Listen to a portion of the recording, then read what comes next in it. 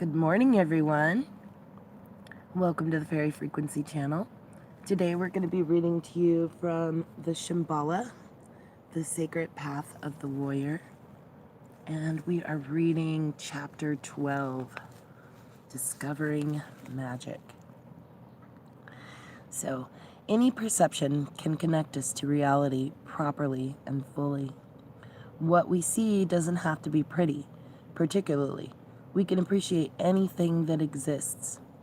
There is some principle of magic in everything, some living quality, something living, something real is taking place in everything. In 20th century society, the appreciation of simplicity has almost been lost. From London to Tokyo, there are problems with trying to create pleasure and comfort out of speed. The world is mechanized to such an extent that you don't even have to think.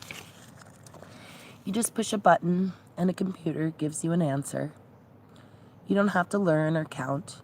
You press a button and a machine counts for you. Casualness has become increasingly popular because people think in terms of efficiency rather than appreciation. Why bother to wear a tie if the purpose of wearing clothes is just to cover your body?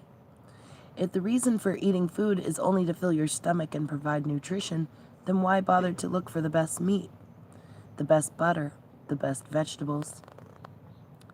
But the reality of the world is something more than the lifestyle that the 20th century world has embraced. Pleasure has been cheapened. Joy has been reduced. Happiness has been computerized. The goal of warriorship is to reconnect to the nowness of reality so that you can go forward without destroying simplicity, without destroying your connection to the earth. In the last chapter, we discussed the importance of nowness as a way of joining together the wisdom of the past with the challenge of the present.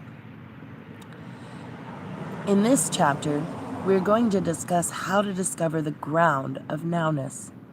In order to rediscover nowness, you have to look back to where you came from, back to the original state. In this case, looking back is not looking back in time, going back several thousands of years. It is looking back into your own mind to before history began.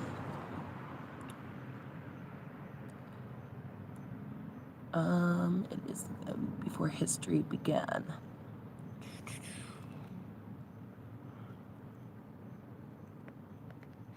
Before thought even occurred.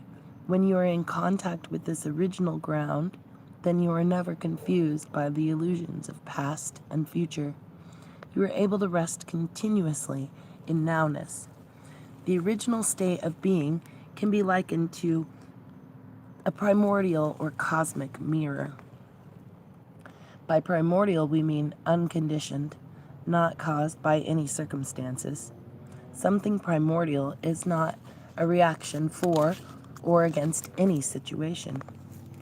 All conditionality comes from unconditionality.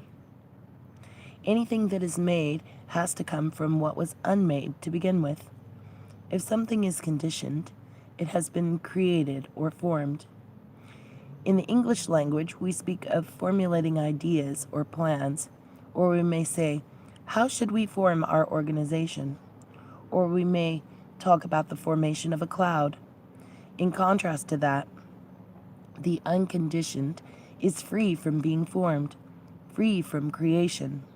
The unconditioned state is likened to a primordial mirror because, like a mirror, it is willing to reflect anything, from the gross level up to the redefined level, and it still remains as it is. The basic frame of reference of the cosmic mirror is quite vast, and it is free from any bias, kill or cure, hope or fear. The way to look back and experience the state of being of a cosmic mirror is simply to relax. In this case, relaxation is quite different from the setting sun idea of flopping and taking time off, entertaining yourself with a good vacation. Relaxation here refers to relaxing the mind, letting go of the anxiety and concepts of depression that normally bind you. The way to relax or rest the mind in nowness is through the practice of meditation. In part 1, we discussed how the practice of meditation is connected to renouncing small-mindedness and personal territory. In meditation, you are neither for nor against your experience. That is, you don't praise some thoughts and condemn others, but you take an unbiased approach. You let things be as they are, without judgment. And in that way, you yourself learn to express your existence directly, non-conceptually.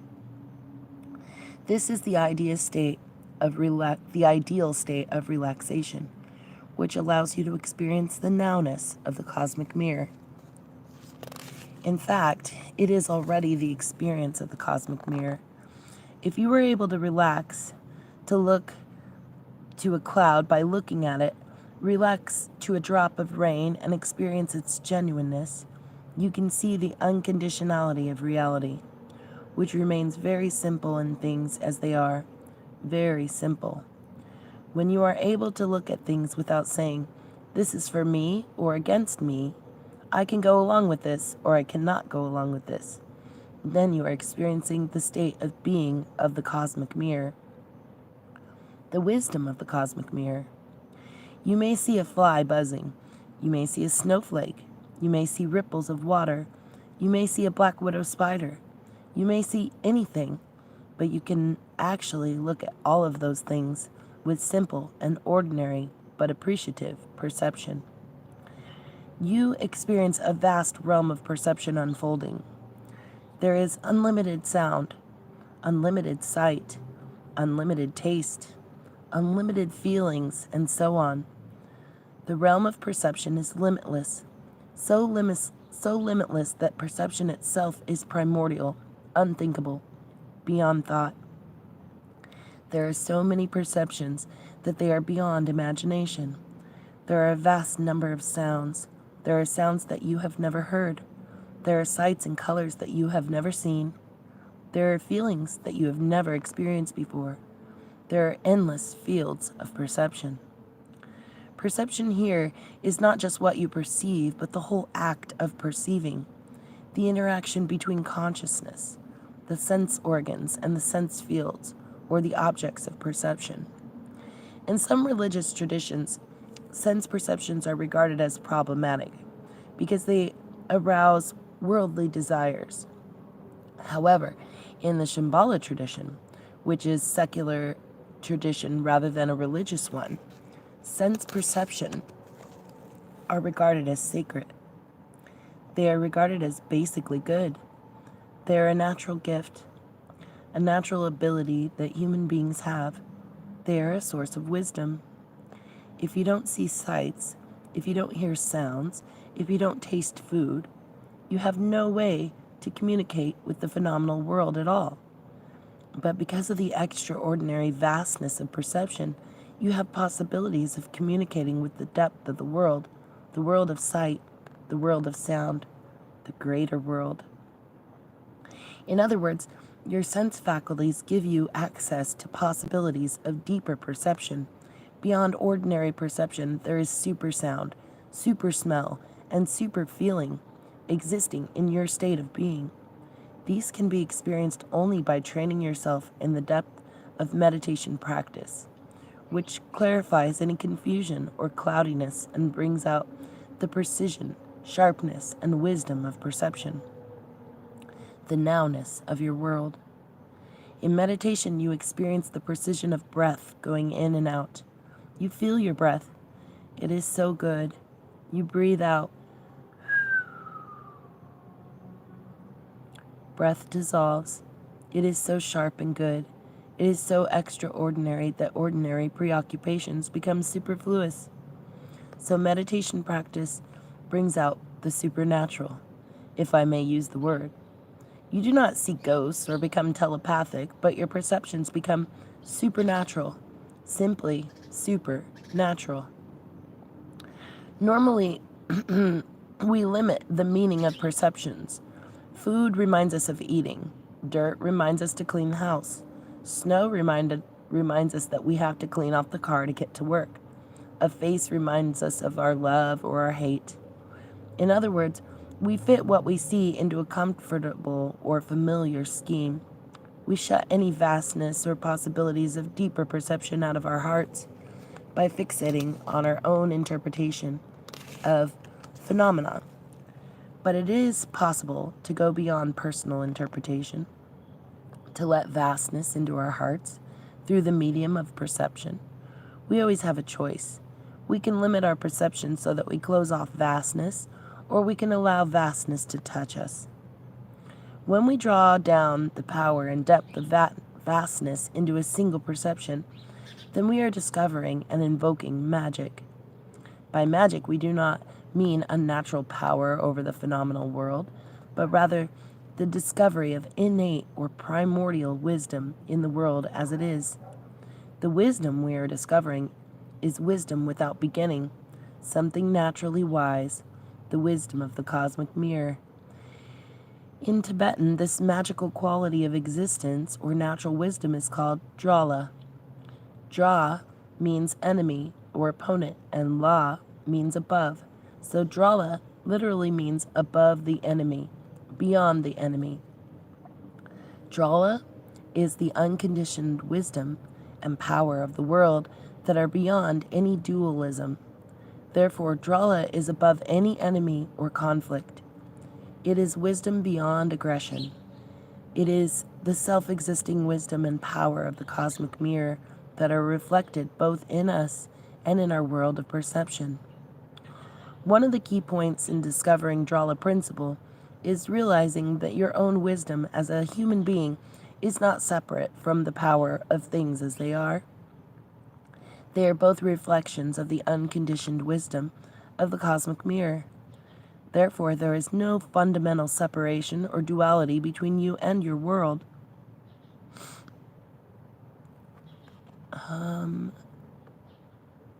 When you can experience those two things together as one, so to speak, then you have access to tremendous vision and power in the world. You find that they are inherently connected to your own vision, your own being. That is discovering magic. We are not talking here about an intellectual revelation.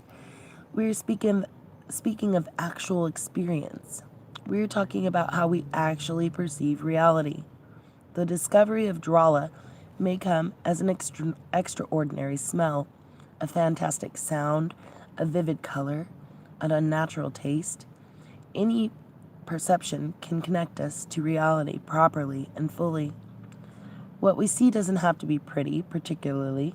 We can appreciate anything that exists. There is some principle of magic in everything, some living quality, something living, something real is taking place in everything. When we see things as they are, they make sense to us. The way leaves move when they are blown by the wind, the way rocks get wet when there are snowflakes sitting on them. We see how things display their harmony and their chaos at the same time. So we are never limited by beauty alone, but we appreciate all sides of reality properly. Many stories and poems written for children describe the experience of invoking the magic of a simple perception. One example is Waiting at the Window from Now We Are Six by A. Milne. It is a poem about spending several hours on a rainy day looking out the window, watching drops of water come down and make patterns on the glass. Reading this poem, you see the window, the rainy day, and the child with his face pressed to the glass watching the raindrops. And you feel the child's sense of delight and wonder. The poems of Robert Louis Stevenson in A Child's Garden of Verses here have a similar quality of using very ordinary experiences to communicate the depth of perception. The poem My Shadow, My Kingdom, and the Armies of Fire exemplify this. The fundamental vastness of the world cannot be expressed directly in words, but in children's literature, very often it is possible to express the vastness in simplicity. The Little Prince by Antoine de Saint-Exupéry is another wonderful example of literature that evokes the sense of ordinary or elemental magic. At one point in the story, The little prince meets a fox. The prince is very lonely and he wants the fox to play with him. But the fox says that he cannot play unless he is tamed. The little prince asks the meaning of the word tame. The fox explains that it means to establish ties in such a way that the fox will become unique to the little prince, and the prince unique to the little fox. Later, after the fox has been tamed and the little prince must leave him, the fox also tells the prince that he calls my secret a very simple secret, which is, it is only with the heart that one can see rightly. What is essential is invisible to the eye. Saint Exupery has a different vocabulary here for describing the magic of Drala. But the experience is basically the same. Discovering Drala is indeed to establish ties to your world, so that each perception becomes unique. It is to see with the heart, so that what is invisible to the eye becomes visible as the living magic of reality. There may be thousands or billions of perceptions, but they are still one. If you see one candle, you know exactly what all candles in the world look like. They are all made out of fire, flame. Seeing one drop of water can be seeing all water. Drala could almost be called an entity.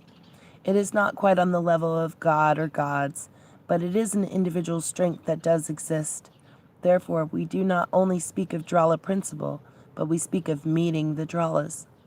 The Dralas are the elements of reality: water of water, fire of fire, earth of earth, anything that connects you with the elemental quality of reality, anything that reminds you of the depth of perception.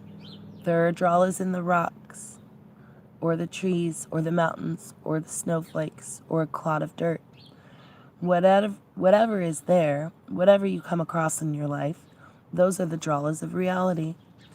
When you make that connection with the elemental quality of the world, you are meeting Dralas on the spot. At that point, you are meeting them. That is the basic existence of which all human beings are capable. We always have possibilities of discovering magic. Whether it is medieval times or the 20th century, the possibility of magic is always there.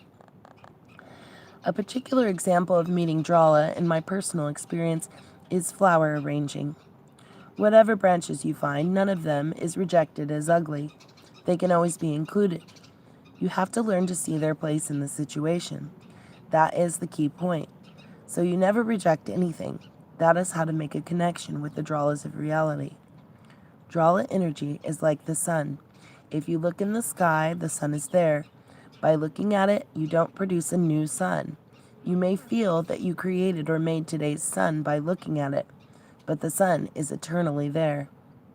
When you discover the sun in the sky, you begin to communicate with it. Your eyes begin to relate with the light of the sun. In the same way, Drala principle is always there, whether you care to communicate with it or not. The magical strength and wisdom of reality are always there. That wisdom abides in the cosmic mirror. By relaxing the mind, you can reconnect with the primordial, original ground, which is completely pure and simple. Out of that, through the medium of your perceptions, you can discover magic or Drala. You can actually connect your own intrinsic wisdom with a sense of greater wisdom or vision that is beyond you. You might think that something extraordinary will happen to you when you discover this magic. Something extraordinary does happen. You simply find yourself in the realm of utter reality, complete and thorough reality. That is the end of chapter 12. If you've missed any of the previous chapters of this wonderful book by Chogyam Trungpa, please look in our original playlist called Shambhala The Sacred Path of the Warrior. Thank you for joining us today. Have a wonderful day, everyone.